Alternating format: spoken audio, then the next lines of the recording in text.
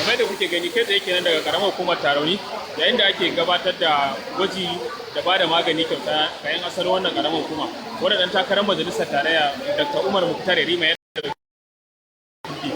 kai tsaye muna dawa muke tare.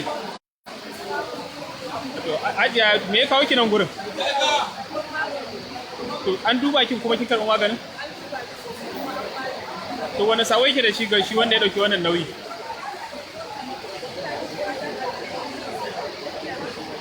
Sakon ki ga 'yan karamar hukumar Tarauni musamman su wayanda ba su zo sun karba ba su zo wannan abun bai same su ba.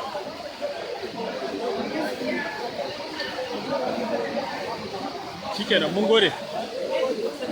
Kamar da kuke gani kai tsaye kenan daga karamar hukumar Tarauni yayin da ake gabatar da gwajin lafiya da ba da magani kyauta ga 'yan asalin wannan karamar hukuma.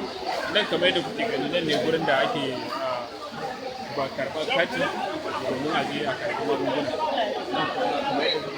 Nan likitoci ne inda likitoci suke duba marasa lafiya.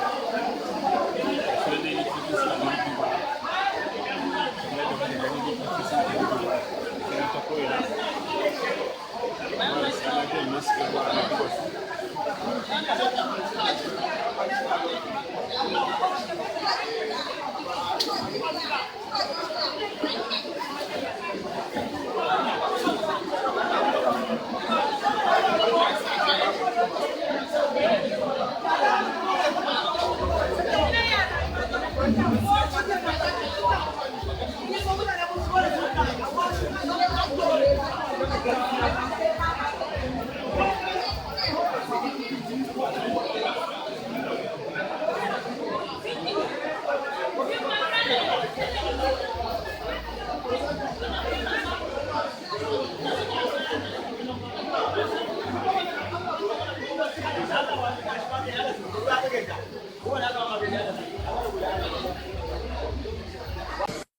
Ku kasance da Zinariyar Kwankwasiyya TV domin samun fitattun labaran siyasa da kuma shirinta na musamman wato 'yan amanar Kwankwasiyya.